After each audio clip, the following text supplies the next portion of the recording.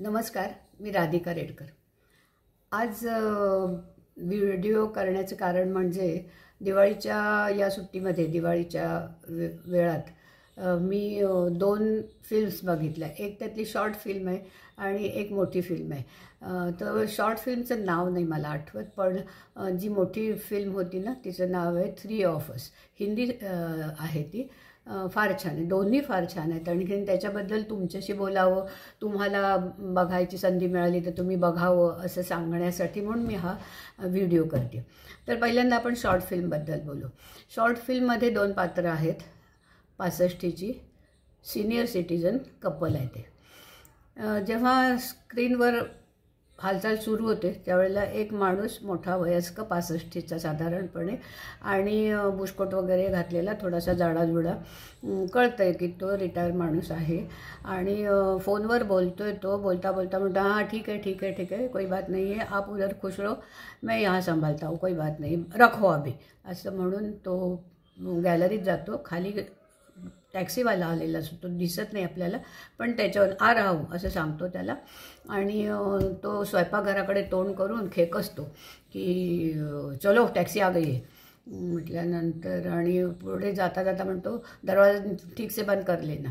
त्याबरोबर एक अशी संतापाने अशी फुटू लागलेली एक बाई 60-62 वर्षाची तरा तरा तरा तरा येते आणि बाहेर जाऊन अशी जाऊन उभी राहते। म्हणजे मी ती याच्यातून दाखवते की मी काय बंद करणार नाही, तुला पाहिजे तर कर, नाही तर दार उघडं टाक, असं ते सगळं न बोलता आपल्याला कळतंय। आणि मग आपल्याला हसू यायला लागतं की यांचं काहीतरी वाजलेलं आहे म्हातारा म्हातारीचं, तेव्हा आपल्याला गंमत बघायला मिळणार। तो पण वैतागून कुलूप किल्ली लावतो आणि दार बंद करून ती किल्ली तिथेच टाकतो, आणखीन चालायला लागतो। ही पण पुटपुटते, बहुतेक काय असलंच आहे, नेहमीच आहे, अमुक या टाईपचं काहीतरी ती बोलते। किल्ली घेतात, 2 जण जातात टॅक्सीत सुद्धा त्यांचं म्हणजे जे गोला बारूद जे सुरू असतं ना, ढॅण इकडून तिकडून तिकडून तिकडून, तो टॅक्सीवाला सुद्धा सुरुवातीला त्याला हसू येतं, पण तो सुद्धा वैतागतो। त्याचा घरून काहीतरी फोन येतो, त्याला हार बंद करो, बोलणार नाही असं म्हणून तो ठेवून देतो। आता हे ऑफिसमध्ये 2 खुर्च्यावर बसलेले आहेत पोचून, समोर एक माणूस बसलेला जो वकील आहे आणि त्यावेळेला आपल्याला कळतं की हे दोघं डिवोर्स मागण्यासाठी आलेले आहेत। पूर्ण आयुष्य मुलं मोठी झालेली आहेत, मुलगा अमेरिकेमध्ये आहे, मुलगी आपल्या घरी नांदते आहे आणि आता त्यांना डिवोर्स हवा आहे। याचं कारण एकच की कडा कडा कडा कडा भांडण, आणि नको आता ह्याचं तोंड बघणं नको, असं दोघांचंही झालेली एकंदर परिस्थिती। तो वकील खूप त्यांना समजावायचा प्रयत्न करतो की हे बरोबर नाही आहे, तर या वयामध्ये तुम्ही कशासाठी, सगळं आयुष्य झालं आता, काही याच्यासाठी तुम्ही हे करताय, बरोबर नाही आहे असं तो समजावतो। पण तिथे सुद्धा ते असे भांडत राहतात की कुत्रं मांजर बरं म्हणावं असे भांडत असतात। आणि मग वकील म्हणतो की ठीक आहे, तुम्ही म्हणता तसं करू आपण, पण थोड्या दिवसानंतर, कारण इमिजिएटली काही तुम्हाला डिवोर्स मिळणार नाही, तुम्हाला काही दिवस एकत्र काढावे लागतील। दोघंही घरी पोचतात, 2 खोल्यामध्ये दोघंही वैतागून, काय कटकट आहे खरंच, अजून काही दिवस काढायचे या माणसाबरोबर। आणि ती सांगत राहते की जेव्हापासून हे रिटायर झालेत ना, डोकं फिरल्यासारखं वागतात, म्हणायला लागले की आयुष्यभर तर हे झालं, यांनी काय केलं आहे। तो सारखा म्हणत असतो की मी एवढा BA, ही 4थी शिकलेली एक गवार आहे, असं त्याचं सारखं काय कळतं। तिचं म्हणणं आहे की मी भले शिकलेली नसेल, पण 2 मुलं मी वाढवलेली, संसार केलेला, यांनी काय केले, यांनी फक्त नोकरीच केली, अशा पद्धतीचं त्यांचं ते भांडण ऐकल्यानंतर तो हतबल होतो वकीलसुद्धा, आणि तो सांगतो की ठीक आहे चला तुम्ही डिवोर्स घ्या। घरी येऊन दोघंही सुन्न बसलेले, एक विचित्र शांतता आहे त्या ह्याच्यामध्ये, आणि एकदम धडाम असा आवाज होतो, हा एका खोलीत ती एका खोलीमध्ये, आणि जोरात आवाज येतो आणि दोघंही असा, तो नवरा कावरा बावरा होतो आणि पळत सुटतो आवाजाच्या दिशेने, आणि ती बाईसुद्धा अरे देवा असं म्हणते आणि हे भगवान, हिंदीमध्ये हे भगवान असं म्हणते आणि त्या दिशेने पळत सुटते। दोघंही स्वयंपाकघराच्याकडे येतं। ओट्यावरचा पिठाचा डबा, जोरात मोठा डबा खाली पडलेला असतो आणि पीठ सगळं कलंडलेलं असतं, 2-4 भांडी बरोबर पडलेली असतात, वाऱ्यामुळे ते पडदा त्याला लागून ते खाली पडलेले असतात, आणि दोघंही चोरी पकडल्यासारखे एकमेकाकडे बघतात। आपण आपल्याला पाहिजे तो त्याच्यातून अर्थ काढा. मला कळलेलं असं की इतके भांडत असतात तरीसुद्धा दोघंही एकमेक पडले की काय या भीतीने तिथं आलेली असतात, काळजीने आलेली असतात आणि उरापोटी पळत आलेले असतात. याचा अर्थ काय आहे? मी माझ्या दृष्टीने त्याचे पर्याय खूप सोडले. दोघंच्या दोघंच घरात आहेत, रिकाम पण आलेलं आहे. तरुणपणीसुद्धा हे हे जाणवले नाहीत का? जाणवले, पण ते अंगाला बोचले नाहीत. याचं कारण दुसरं काहीतरी करायला होतं म्हणून. आणि आता ते जाणवतात कारण दुसरं काहीच नाही. मुलं आपापल्या ठिकाणी, हे दोघंच करायला काहीच काही नाही आहे. आणि त्यामुळे ही इतक्या ह्या पराकोटीची भांडणं म्हणा किंवा जन्मभर जी तडजोड करून एकमेकाबरोबर किंवा तडजोड तेव्हा हसत हसत केलेली आहे की आपण दोघं मिळून संसार करतो, आता तो कारणच संपलं ना की संसार झालेलाच आहे. आता हे पुढचं आयुष्य हा नुसताच सहवास झाला आहे. तो चांगला सहवास असं झालेलं नाही आहे त्या जोडप्याच्या बाबतीत. त्यामुळे तुम्ही हे बघा, तुम्हाला काय वाटतं सांगा. अर्थात यूट्यूबवर जाऊन तुम्ही शॉर्ट फिल्म्स टाकलं तर त्याच्यामध्ये पियुष मिश्रा तो पुरुष आहे एवढं मला माहिती आहे. पियुष मिश्रा माझा अतिशय आवडता नट, आणखीन हे पण आहे, कवी पण आहे. त्या बाईंचं नाव मला माहिती नाही. आणि ह्याच्याबरोबर त्याच दिवशी मी ही 3 of Us ही फिल्म बघितली. या फिल्ममध्ये काय आहे की ती जी बाई आहे ती सुरुवात होते, ती रिटायर झालेली आहे आणि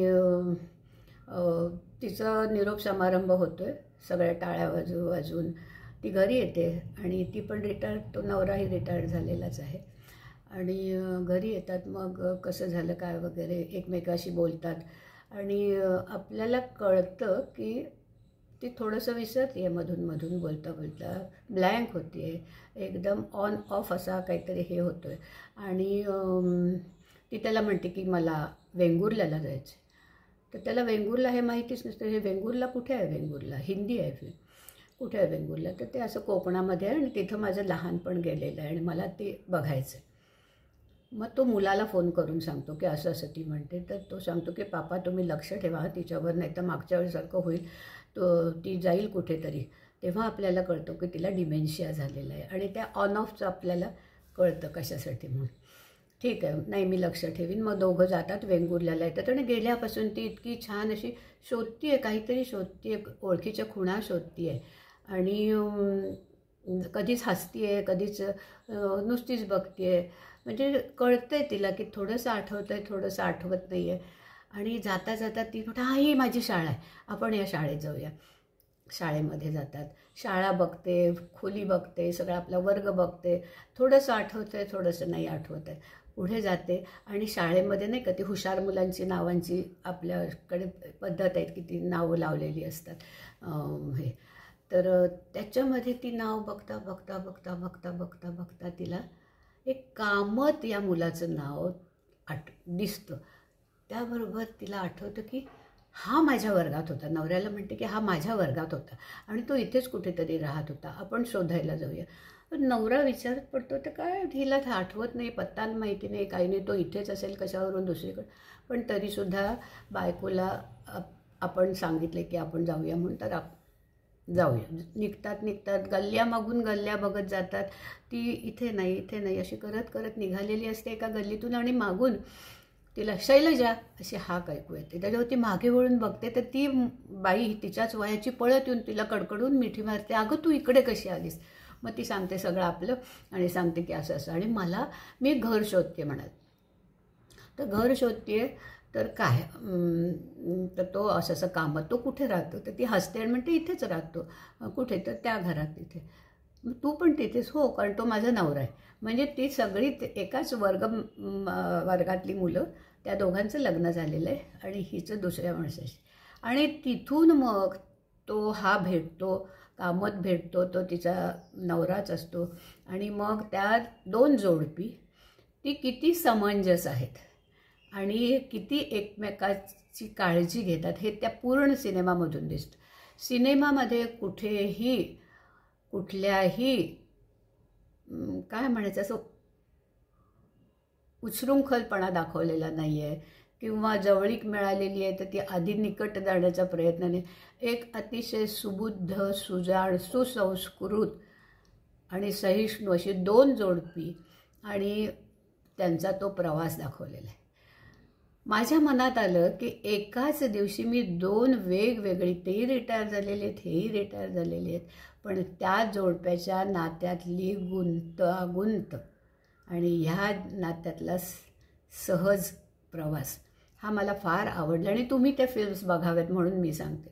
कारण मला हे सगळ्या बघितल्यानंतर जे डोक्यामध्ये चक्र निर्माण झालं त्याच्यातून मला एवढंच कळलं की नात्यामध्ये गुंतागुंत असतेच. कुठलंही नातं असं सरळ नसतं.